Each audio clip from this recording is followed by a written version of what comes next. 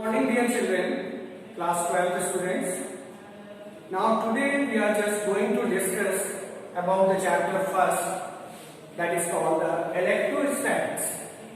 So first of all, we have to learn, we have to know that what is this electrostatics. The electrostatics, it is the branch of the physics in which we are just knowing, in which we are studying that how the charges are being produced by the friction of the two bodies. We all know, we might have read in our lower classes also, that when the two bodies are being rubbed, then the electrons are being transferred and then the process stops. For example, if I take the example of the sodium chloride, then you all know that it is the 281 electronic configuration and the 287. When they will react to each other, then the sodium will transfer to one electron and gain the octet. 28 and it is 288. But in this, the charges are being transferred from sodium to chlorine. This is the process happening in the electrostatics. When these two bodies are being rubbed, then the electron is being transferred, and from which body the electron is being transferred, that becomes positively charged, and the body which accepts the electron, that becomes the negatively charged. That I have taken, this is our first topic, what is the electrostatics. I do hope that it is very clear to our students. The second topic we are just taking, that what is the charge. Charge is not, children, it is not well defined till date, but just for the understanding that in the electrostatics we are calling it as a charge, and in the mechanics we are taking as a mass. So we can understand that in whole of the electrostatics the mass is taken just like a charge, but it is not exactly the similar. There are certain differences also. But for our understanding, the mass and the charge, we can understand like this. What we have written again: electrostatics, we are saying the charge; mechanics, we are taking it as a mass. Now, what are the differences? Children, now see that the charges, you all know that it can be positive or it can be negative. But the mass is always positive, it can't be negative. The second point is that the charge is quantized. It is in your syllabus. What is the meaning of the quantized? Quantized means the very little quantity which is possible. Suppose charge quantization is known, but the mass quantization is not known till date. That what will be the amount of the mass, minimum amount of the mass. So the quantization tells charge is quantized. It means that no charge less than E is possible. All the charges in the universe, they will be in the integral multiple of E. For an example, you can say that plus minus E charge is possible, plus minus 2E charge is possible, plus minus 3E charge is possible, but and so on. But 0.75 E charge is not possible. 2.5 E charge is not possible.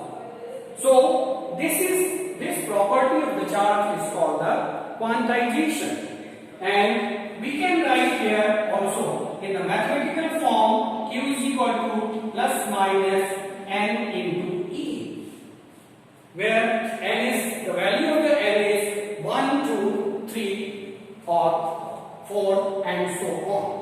So according to this formula, the charge is quantized. But this mass quantization is not known till date. Similarly, if we go to the third property of the charge, it is not dependent on the velocity, but in the case of the relativistic, though we all have read that the mass is always a constant, but in the relativity, when the velocity of any body is comparable to the velocity of light, then the mass increases with the velocity. According to the formula, m is equal to m0 under root 1 minus g square upon c square, where c is called the velocity of light and its value is well known to you, that is 3 into 10 raised to the power 8 meters per second. Here the charge is conserved and similarly, simultaneously, the mass is also conserved. So this way we have discussed that what is electrostatics and then what is the difference between the charge and the mass. The third topic which we are going to take, that is the conservation of the charge. The charge can neither be created nor destroyed. It is same for the isolated system. Children, now it is very easy just to write this, but sometimes the children are not able just to understand that what is the meaning of this isolated system in physics. So I am just giving, it is very easy that the one body is having certain energy and certain matter. So if one body is in the contact of the other body, then if the energy or the matter is not being transferred from one body to the another body, then that body is known as the isolated body. Here in the conservation we are saying that the charge can neither be created nor destroyed. So the best example that we are discussing, the example of the fission reaction of the uranium-235, when the slow neutrons are bombarded on the uranium, we are getting the krypton, barium, 3 neutrons and enormous amount of energy. So this is not the simple reaction, chemical reaction. This is on the nuclear level the reaction is going on, and you can see that here the atomic number is 92 and here it is 36 krypton and 56 barium. It is again after this nuclear reaction the charges are again 92. So that means the charge is neither being created nor destroyed. After this nuclear fission reaction, the reaction which is taking place on the nuclear level, not a simple chemical reaction. So it is the atomic number 92. That means the number of protons and the number of neutrons, they are not changing. Number of proton, they are not changing. What is the charge before the reaction? The same charge is available after the reaction.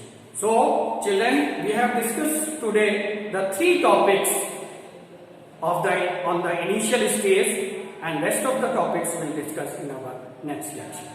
Thank you very much.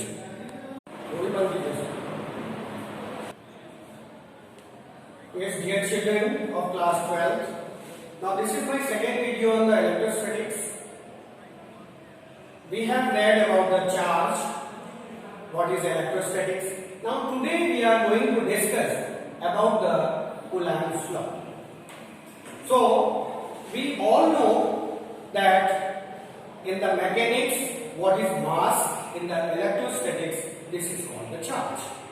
And if you remember that in the Newton's law of gravitation, if the two masses are there, they are separated at the certain distance, then we are getting the formula F is equal to capital G into the mass of the one body, the mass of the another body, and the distance square between them. So this is the Newton's law of gravitation. In the similar way, we are having the Coulomb's law. Coulomb invented that if the two charges Q1 and Q2, they are placed at the certain distance r. Then if they are having the positive charges, then it is having the repulsion force in between them. And if this is positive and this is negative, we know that there is a attraction force, but the magnitude of the force remains the same. So here F is directly proportional to Q1 into Q2. F is inversely proportional to R square. If we combine, children, these two relations, we get F is directly proportional to Q1 into Q2 upon R square. I think up to here it is very clear, and it is very similar to this formula, the Newton's law of gravitation. Now here the constant which the Coulomb used, that is only the different. Here he used small k into Q1 into Q2 upon R square. Alright children, now this k, the value of k, small k, it is dependent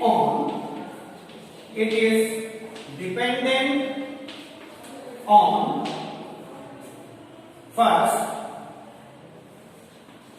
the unit of force. The unit of force, I think everyone knows, that is the name or the Newton or dynes. Whether we are measuring the force in the serious system or in the empirical system.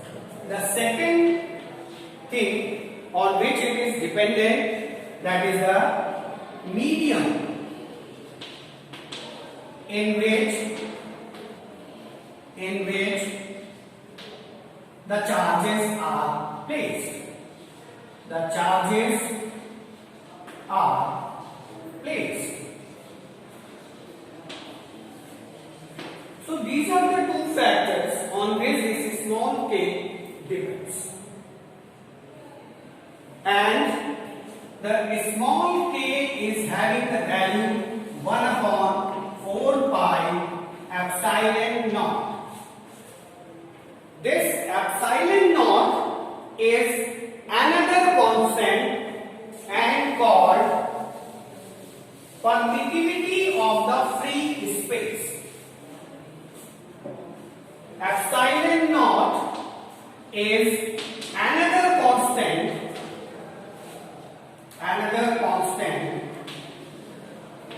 and called permittivity of free space.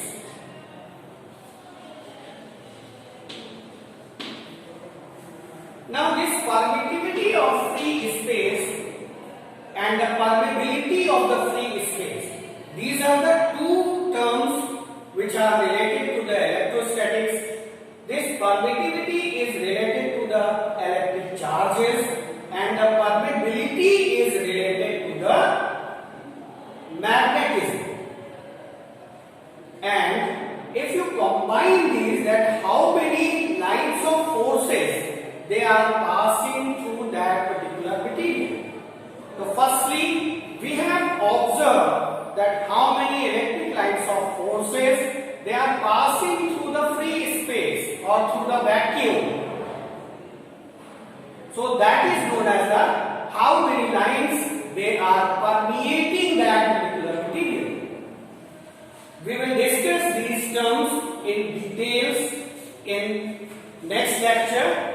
But remember it that this velocity of light, which you are remembering since very long back time, that comes from the formula epsilon naught and mu naught, where epsilon naught is the permittivity of the free space and mu naught is the permeability of the free space. After calculating this, we will get the velocity of speed 3 into 10 raised to the power 8 meters per second. Right, children? So, in the place of small k, we can write very easily and proceed our Coulomb's law in this manner, and we are able just to write that F is equal to 1 upon 4 pi epsilon naught into Q1 into Q2 upon R square. But if the charges are placed in the vacuum only, but if the charges are placed in any other medium, then we have to consider the permittivity of that particular medium. Are you understanding? Then it is for the in the vacuum. In vacuum. If the charges are kept in vacuum. If the charges are in any other medium, then we can say that F is equal to 1 upon 4 pi epsilon naught into Q1 into Q2 upon R square. In place of this epsilon naught, it will become epsilon. Epsilon is the permittivity of that particular medium, and epsilon 0 is the permittivity of the free space. That means we are the permittivity we are considering, we are just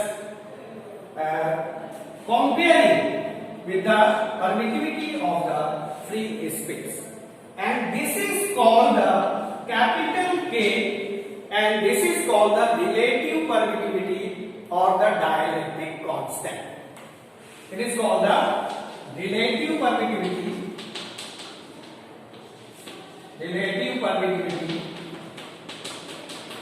or dielectric constant. Dielectric constant. Therefore, this epsilon can be written as epsilon naught into K. Thereafter, from here if we just go through, then we can write the Coulomb's law. F is equal to 1 upon 4 pi. In place of epsilon, you can write epsilon 0 K very easily.